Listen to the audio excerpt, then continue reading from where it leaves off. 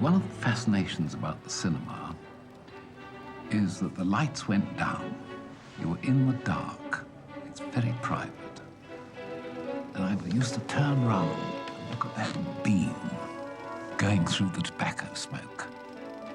And it still holds a kind of fascination for me. I don't know why. It's part of the magic show, I think.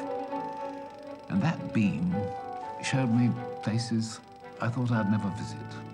I've been terribly lucky and I have visited them. It showed me characters. I met all sorts of people, i.e. the characters on the screen, that I'd never meet in my ordinary dull suburban life.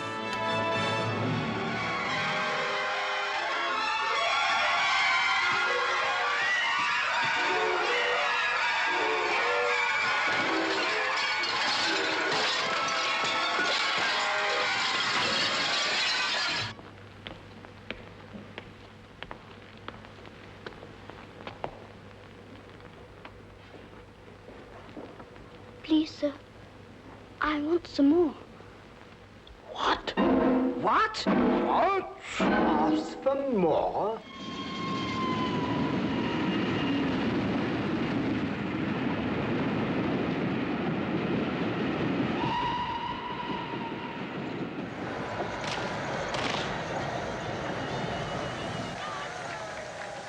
In 1984, we were given access to what would be David Lean's last film, A Passage to India.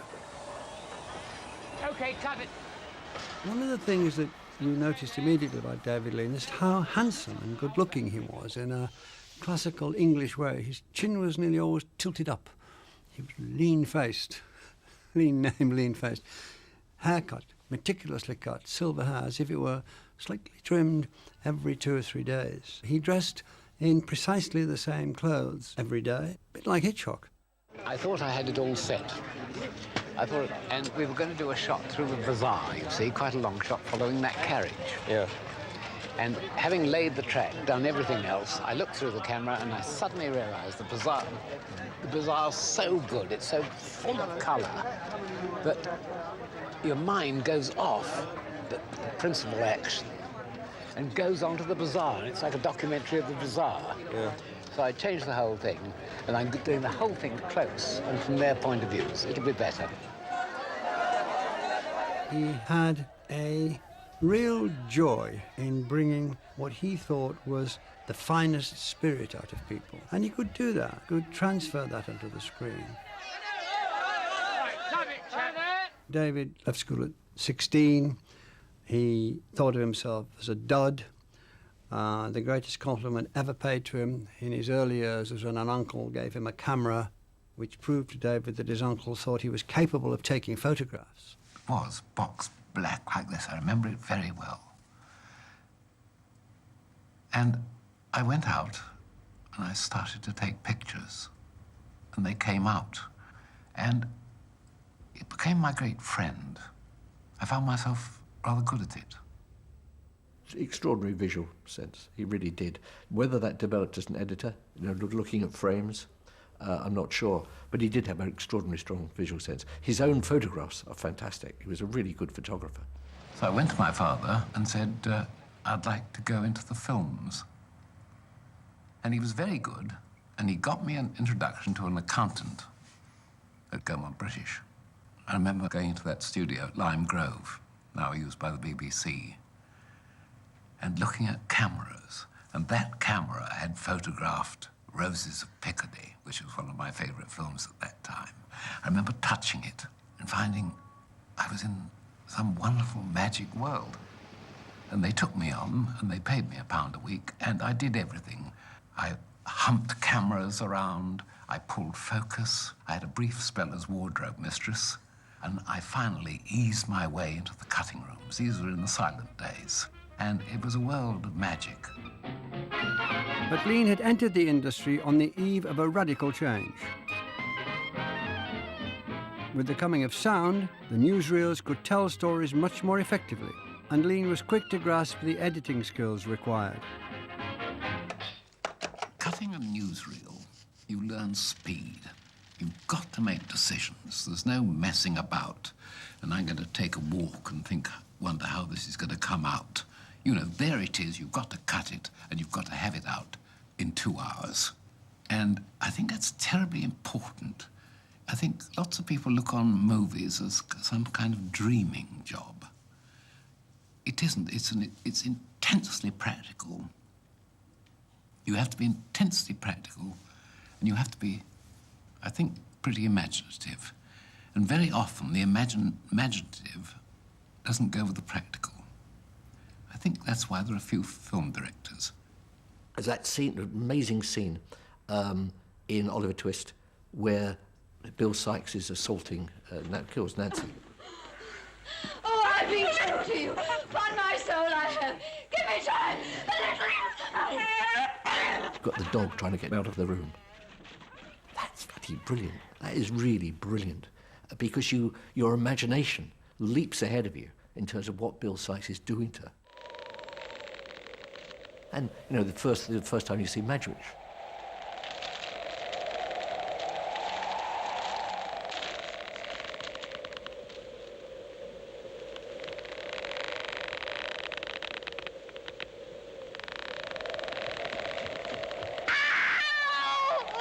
Keep still, you little devil, or I'll cut your throat. No, sir, no.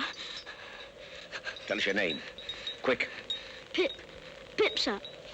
And now I was worried sick about Magwitch, the introduction of the convict in the graveyard.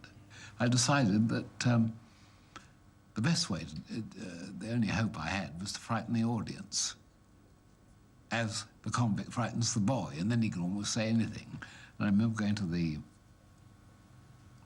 press show, I think it was, and I was sitting up high. And as the convict came up, the whole audience went back in a wave. And, you know, I knew I was halfway there. I definitely was very impressed by David's emphasis on how you introduced people into movies. That, you know, the first time you see someone's important, and it ought to come across as being important. People don't drift into films unless that's a point you want to make. One of the scenes in Lawrence that people remark on a lot is Omar Sharif's arrival at the well, which had a very long build-up. Was that the idea of such a long build-up based on the advice that you were given by a man you admire very much, Willy Wyler? Willy once said to me, he said, if you're going to shock an audience, get them almost to the point of boredom before doing so. And of course he's right. And what I did was I had this scene with him coming to this well, sitting down, whistling. And then he hears the guide get up and he looks. And he sees a dot coming towards him, you see. And it gradually develops. But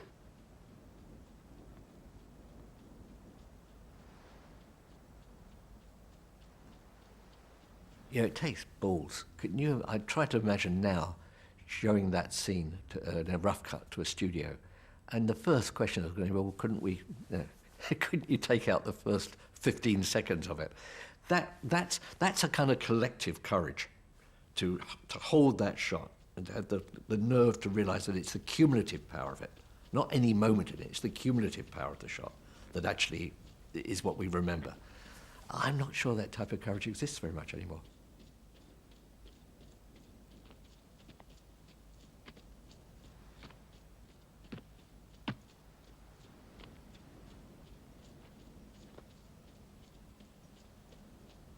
who is he?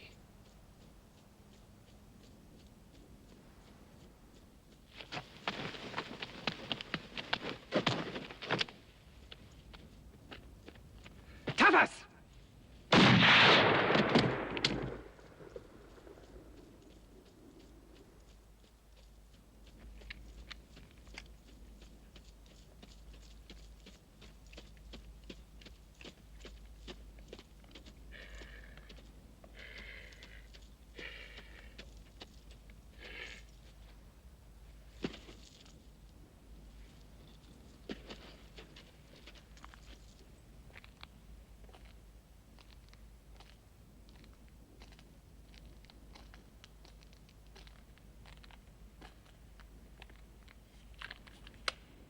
He is dead. Yes. Why? This is my well. In fact, I lost my nerve. I had the Omar coming out of the mirror at double the length, and it was better.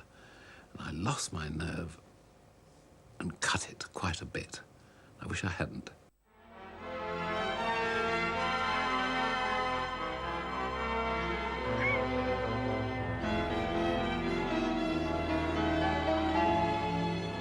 By the late 1930s, Lean was regarded as the best film editor in Britain.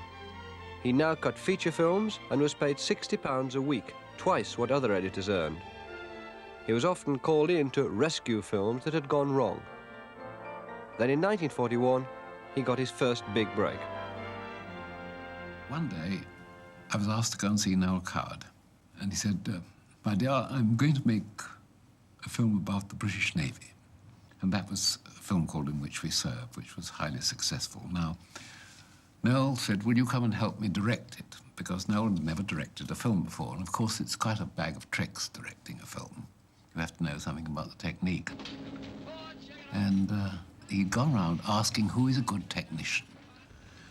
And say 3 or 4 people had said me. And that's how I became the director. Lean made his mark with high-tension action scenes, such as this on a battleship in World War II. Acting was a kind of mystery to me.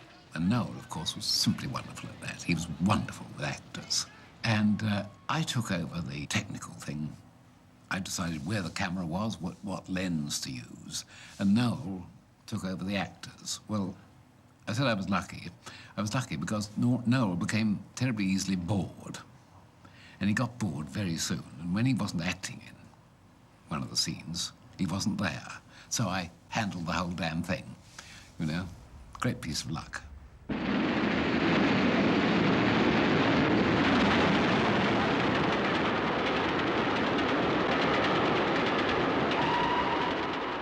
Lean went on to make 3 more films with Noel Coward. This Happy Breed, Blithe Spirit, and the classic Brief Encounter, which won him the first Oscar nomination for any British director. Oh, please, could you give me a glass of water? I've got something in my eye and I want to bathe it. Can I help you? Oh, no, please, it's only something in my eye. Try pulling your eyelid down as far as it'll go. And then blowing your nose. Please let me look. I happen to be a doctor. That's very kind of you. Oh, turn around to light, please. Now look up. Now look down. Keep still. That's it. There. Oh, what a relief. It was agonizing. Looks like a bit of grit. It was when the express went through. Thank you very much indeed. There we go. On this run. How like it for me you happened to be here. Anybody could have done. Never mind, you did, and I'm most grateful. There's my train. I'm scared. Goodbye. Goodbye. Though it was based on a Coward play, the screenplay of Brief Encounter was radically reworked by Lean. A rigorous, almost obsessive attention to the script would be one of the hallmarks of every David Lean film from now on. Yeah, okay, let's see what we've got. I mean, it's a shame. Colours. I know they aren't. What am I doing now? It's in the script and we haven't got them. Bring them out. In the script, Lean had imagined the scarves of the women in the car flying in the wind. It isn't working out the way he wanted. When we shot in India, for we're doing Passage to India, watching him on the set, first of all, he would do it again and again, like many directors do. But if anybody ever said anything about what are we doing, he would snap, "It's all in the script. Read the script. It's all in the script." My favourite one is The Women Are Worse. And he put in the script everything that he maintained, that if he dropped in his track, somebody could take that script and do the film he would have made, because it's all in the script. Give the stop a bit of variation. In the 1970s, I worked with David Lean on the script of a new film of Mutiny on the Bounty, which he never made. I worked with him for about 3 months, 5 days a week, in his suite at the Berkeley Hotel. Not exactly a dismal dungeon environment, but he was very, very demanding taskmaster. You would literally work for 3 days over 2 lines of dialogue. I remember once finishing a scene, and I was so pleased to finish it. And he read it, he used to read it back to you. and then asked you to read it back to him. On and on it went. And finally, it was sort of torment, really. He said, that's it. That's it. That's it. Where's the light source? Well, I thought that was his job. But he wanted to know whether there was a candle there, or was a lamp there, or the moon was coming through a porthole, or whatever it was. Where's the light source? And that kept happening. We saw the flags, their curtains in the back, ending on pretty well their faces. The Purdah women, the car going through. I think it looks smashing. Yeah, it really worked.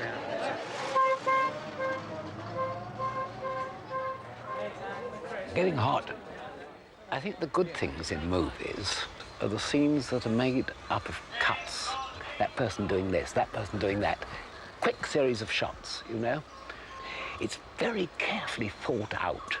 And I try to imagine what the final result's going to be on the screen. And I put down all those shots. The script is, in fact, a blueprint.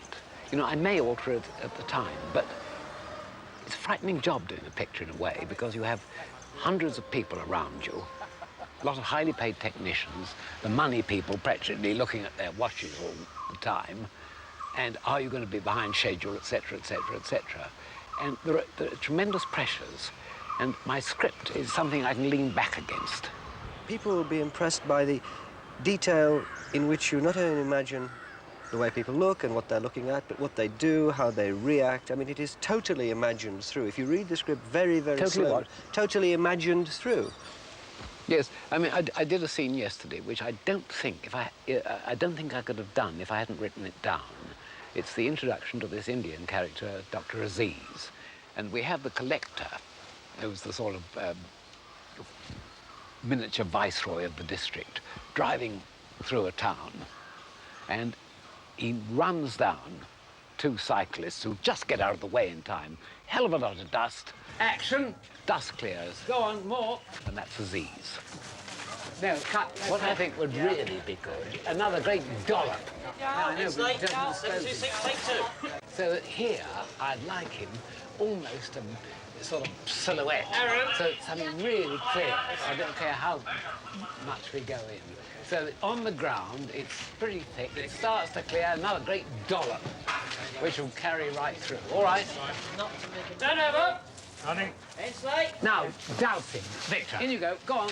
Go on, boys. Go on. Cut.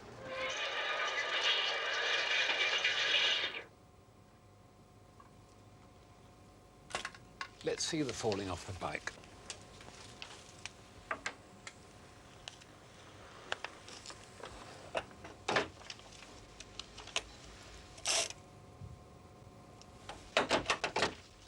In this film, we've taken about 1,400 separate shots, and it's like putting a giant jigsaw together. And it's this fitting of the jigsaw together that fascinates me as far as the film's concerned. This sequence that I'm doing at the moment, I could do all in a long shot. I think it'd be pretty boring. Now, I've taken a series of shots, about 8, I should think. Here we see, you'll see. Now, there's two people in the back of the car. Couple waving. Then there's two people on the bike. Cut back to the couple. She clutches the man, says, "Look out." Bike swerve. She screams, and the bike falls over, do you see? Now, and this is running it at normal speed. Looks quite different, you see. Look.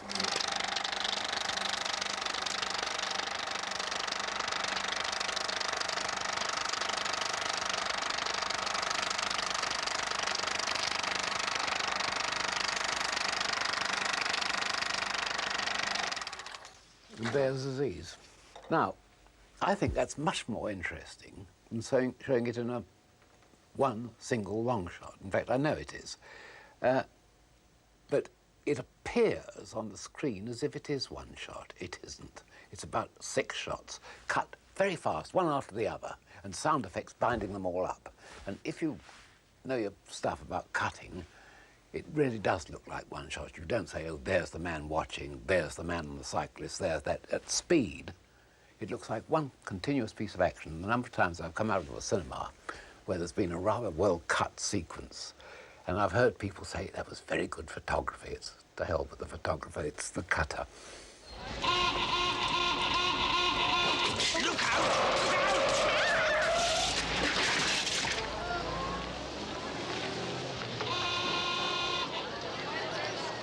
I love being behind the camera. I love putting images up on the screen. I get a tremendous kick of seeing a sequence cut. I'm in the middle of it now, putting music to a film, getting the dialogue, balance right. I find it immensely exciting. It's been my life.